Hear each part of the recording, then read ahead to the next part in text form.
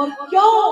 ओ मेरी माताओं बंधुओं, वो इसलिए कि अगर उस समय सरदार वल्लभ भाई पटेल की बात अगर माननी होती कि जितने हिंदू हैं उनको हिंदुस्तान में बुला लिया जाए और इस्लाम मत के मानने वालों को पाकिस्तान भेज दिया जाए, तो शायद ये दुर्दशा होती। क्या बोलो, जोर से बोलो। क्या कोई कलावा बांध करके तिलक लगा करके आपकी बहन बेटियों को ले जाता क्या?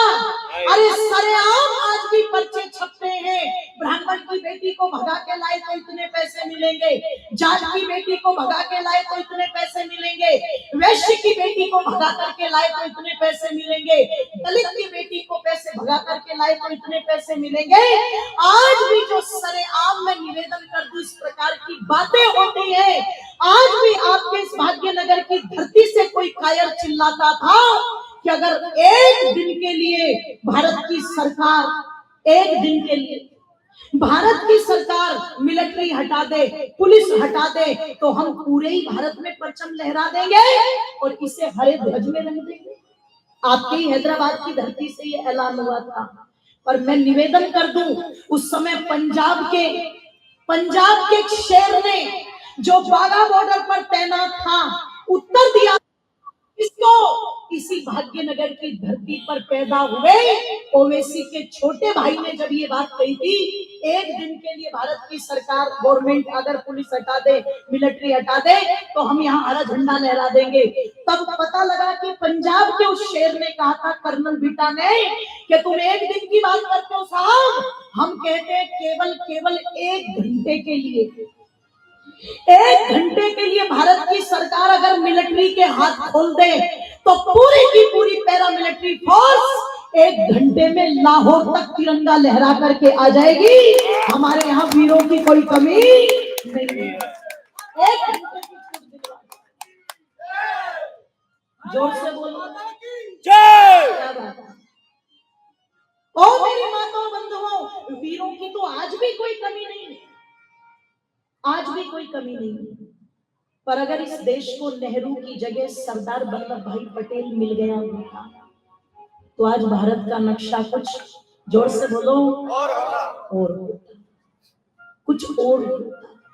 कह दूं आप लोगों के मध्य में, आर्य समाज को चिंता है इस विषय, इसीलिए आर्य समाज आपसे इन विचारों को रखता है, कहता है, और तुम मानो या ना मानो, आर्यों अगर इस देश का उद्धार भी कर सकते हो तो तुम कर सकते हो, ध्यान रखिए। इसलिए एक हो जाओ। ये जो व्यक्तिगत चीजें हैं, व्यक्तिगत महत्वाकांक्षाएं, इनको छोड़ो। तुम्हारे भवनों से पहचान नहीं है तुम्हारी, तुमसे तुम्हारे भवनों की पहचान होनी चाहिए, तुमसे तुम्हारे संगठन की पहचान होनी चाहिए। अपने आचरण, अपने विचार, अपने व्यवहार को ऐसा बना करके चले, लोग भवन को देख करके ना कहे कि आर्य समाज का भवन है, तुम्हारे चरित्र, तुम्हारे व्यक्तित्व को देख करके कहे कि आर्य समाज ऐसा होता है जैसा ये जाना, ऐसे बनकर, तभी तो सार्थकता होगी, तभी तो सफलता होगी, और तभी तो महर्षि दयानंद के स्वप्न साकार होंगे। ऋषि दयानंद के स्वप्नों को साकार करने के लिए एक सूत्र में बंधना जरूरी है। उसके लिए कम से कम महीने में एक स्थान, या स्थान को छोड़ो, जितने भी आर्य लोग हैं मिलकर के एक संकल्प कर लें कि महीने में हम एक सत्संग करेंगे जिसमें सब एकत्रित होंगे, और 1 महीने के उस सत्संग में कुछ संकल्प लो।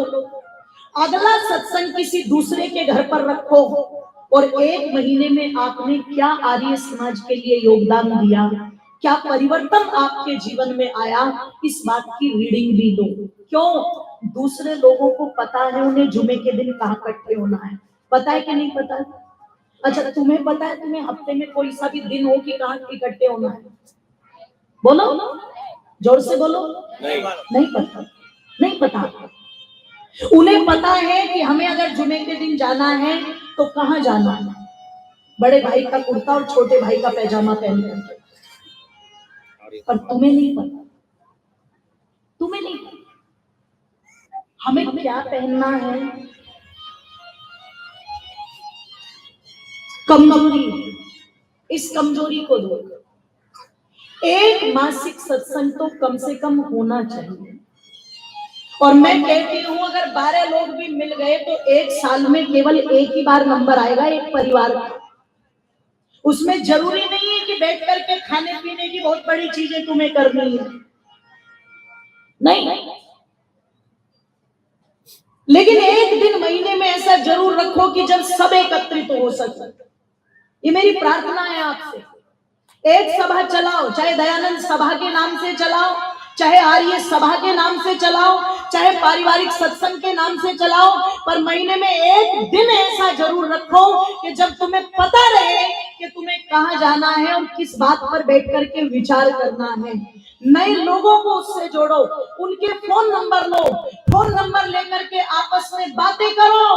अरे इतनी ताकत तो बनाओ कि कोई भी घटना अगर घटे तो एक मैसेज पर कम से कम 1500 लोग इकट्ठे हो जाए। कम से कम इतना तो बना लीजिए, इतना तो बना लीजिए कम से कम। आप चिंतन करना, हमें तो पता ही नहीं है। वहां पता लगा रिक्शा चलाने वालों के घरों में भी इतने हथियार मिलेंगे और हमारे यहाँ पर क्या मिलेगा? सब्जी काटने वाले चाकू, और आधे में तो वो भी नहीं मिलते माताओं को। आप चिंतन करो, जिनकी कथा सुन रहे हो, जिनको मंदिर में पूजने के लिए जाते हो, कभी उनके चित्रों को ध्यान से देखना। बताओ तुम्हारे कौन से देवता ऐसे हैं जिनके हाथों में शस्त्र ना हो? है क्या कोई देवता ऐसे? राम जी है तो धनुष है जी, कृष्ण जी है तो सुदर्शन चक्र, और ओ मेरी माताओं अगर हनुमान जी है तो गदा लेकर के खड़े हैं, है जी। ओ मेरी माताओं सारे, अगर दुर्गा माँ खड़ी हुई है तो वो भी अपने हाथ में तलवार लेकर के खड़ी हुई है, वो भी तलवार लेकर के खड़ी हुई है। और क्यों खड़ी हुई है? माना अहिंसा सर्वदा सर्वोत्तम कस्तूरी है। माना अहिंसा सर्वदा सर्वोत्तम कस्तूरी है, पर दुष्ट नहीं माने तो हिंसा बहुत जरूरी है। दुष्ट नहीं माने तो हिंसा बहुत जरूरी है। जो माला के लायक है उसे माला पहना के मनाओ, पर पहले ये देख लेना, ऋषि दयानंद ने लिखा है सबसे प्रीति पूर्वक धर्मानुसार और यथा योग्य वर्तना। जोर से बोलो। तो प्रीति तो हमने कर ली बहुत ज्यादा, हिंदू मुस्लिम सिख ईसाई आपस में सब भाई भाई। अगर भाई भाई होते तो क्या लव जिहाद चलता? अगर भाई भाई होते तो क्या जमीनी जिहाद चलता? बोलो। मैं नहीं कहती कि उनमें सब ऐसे नहीं, लेकिन कुछ के तो षड्यंत्र है ना। ये पाठ हमने ही पढ़ा, दूसरों ने नहीं पढ़ा, ये हमें ही पढ़ाया गया है। ओ मेरी माताओं बंधुओं, ये भाईचारा निभाओ, लेकिन अपने भाइयों के साथ निभाओ ना, सदाचारी के साथ निभाओ ना। जो तुम्हारे घर में रह करके, तुम्हारे व्यापार में काम करके और घर की बहन बेटियों पर गलत दृष्टि डाले, वो किस भाईचारे को निभाएगा? किसी भाईचारे को नहीं निभाएगा। ध्यान रखिए। इसलिए थोड़ा सा चिंतन, थोड़ा सा मंथन बहुत जरूरी है, बहुत जरूरी। आर्य समाज चिंता करता है, इसलिए आप लोगों को कहता है। और मैं कहती हूँ ये चिंता आर्य समाज की नहीं, मैं तो एक ही बात कहती हूँ, प्रत्येक सनातनी को ये चिंता होनी चाहिए, प्रत्येक सनातनी को। वो क्यों होनी चाहिए?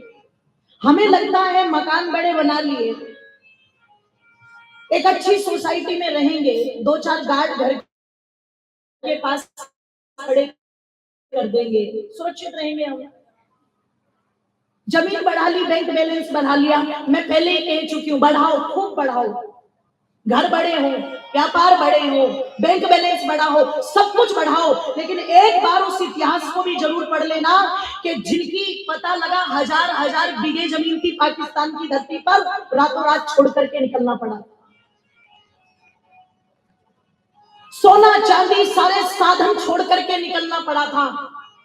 और जिस पंजाब हरियाणा की धरती से मैं आई हूं, मैं आज भी सुनती हूँ पूर्वजों से कि पता लगा जो दूध मुहे बच्चे थे, जब उनकी माए मर गई, मार दिया बलात्कार कर करके, तो पता लगा अगर दूध मुहे बच्चे बाप की गोद में हैं, पानी नहीं था तो बाप ने अपने पेशाब बच्चों को पिला पिला करके भारत तक लाए। आप विचार करना, सोच भी नहीं सकते हम लोग। और मुझे शायद यहां बताने की आवश्यकता नहीं है, क्योंकि जो अत्याचार उन धरतियों ने झेला है वो अत्याचार आपके हैदराबाद की धरती ने भी बहुत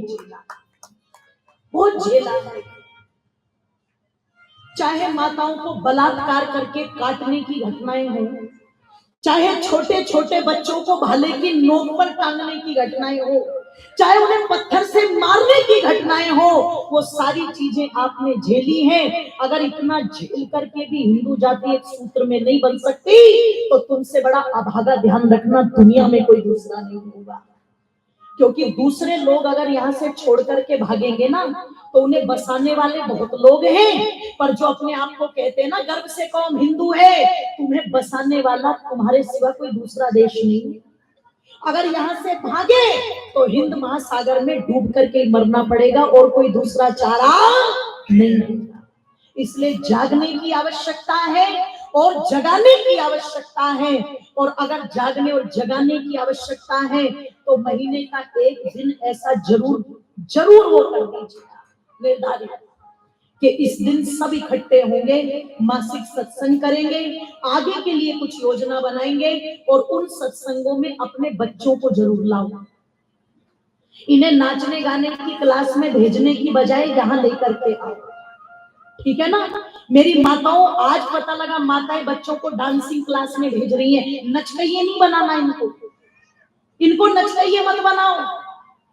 नचकइयों की आवश्यकता नहीं है देश को आवश्यकता है आर्य वीरों की, इसलिए अपने बच्चों को आर्य वीर बनाने की कोशिश करो। जहां भी देश के बारे में, धर्म के बारे में विचारधारा रखी जाती है, चाहे आर्य समाज हो, चाहे वो बजरंग दल हो, चाहे आरएसएस हो, जहां भी देशभक्ति के संस्कार मिलते हैं अपने बच्चों को उन संस्थाओं में भेजो जरूर। ध्यान रखना, ये तो बैठ करके बाद में कर लेना, तो बजरंग दल वाले अलग, ये वाले अलग, ये अलग अलग करते तो बहुत दिन हो गए। इतिहास आता है राणा सांगा के समय का। महाराणा प्रताप के दादाजी थे और युद्ध चल रहा था मुगलों के साथ। तो कहते हैं कैंप लगे हुए थे दोनों के। एक दिन पता लगा जो मुगल शासक था पहाड़ी पर चढ़ा। जब पहाड़ी पर चढ़ा माता, तो वो क्या देखता है कि जहां राणा सांगा का कैंप लगा हुआ था उसमें से जगह जगह से धुआं उठ रहा था। वो ध्यान से सुन, जब उसमें अलग अलग धुआं उठ रहा था तो आपने देखा होगा अलग अलग जगह से धुआं जब उठता है तो वो ऊपर की तरफ भी अलग अलग नजर आता है। मुगल शासक को समझ में नहीं आया ये धुआं अलग अलग क्यों उठ रहा है। उसने अपने एक सैनिक को भेजा, पता लगाओ ये अलग अलग जगह से धुआं क्यों उठ रहा है। सैनिक ने कहा बादशाह सलामत, ये तो मैं बता दूंगा। तो बोले बताओ कारण क्या है, कारण क्या है। तब उसने कहा ये जो काफिरों की सेना है ना हिंदुओं की, इनमें सब अलग अलग जाति के जो लड़ रहे हैं सैनिक। कोई अपने को बहुत बड़ा मानता है, कोई अपने को छोटा मानता है। ये एक दूसरे का हाथ भी अपने आप को लगवा नहीं सकते, एक दूसरे के हाथ का छुआ पानी नहीं पीते, एक दूसरे के हाथ का भोजन नहीं करते। इसलिए ये सब के सब अपने अलग अलग चूल्हे बना करके अलग अलग रोटियां बना रहे हैं। तो जानते हो बादशाह सलामत ने तुरंत क्या बोला, इंशाअल्लाह जीत हमारी होगी। उसने कहा क्यों होगी, तो बस ये बात कह के रामायण को आरंभ करती हूं। क्यों होगी बादशाह सलामत, आपने तो बड़ी जल्दी निर्णय कर दिया। बोले कर दिया, जो जाति एक जगह बैठ नहीं सकती, एक जगह बैठ करके जो भोजन बना नहीं सकते, एक जगह बैठ करके जो भोजन खा नहीं सकते, वो एक जगह सम्मिलित होकर के हमसे क्या लड़ पाएंगे। ये तो मात खाएंगे ही खाएंगे, क्योंकि इनमें एकता नहीं। और इसी बात का लाभ मुगलों ने भी उठाया अंग्रेजों ने भी उठाया। और आज भी अगर हिंदू बजाती इस बात को नहीं समझ पाती तो फिर कह दूं हमसे बड़ा अभागा कोई नहीं है।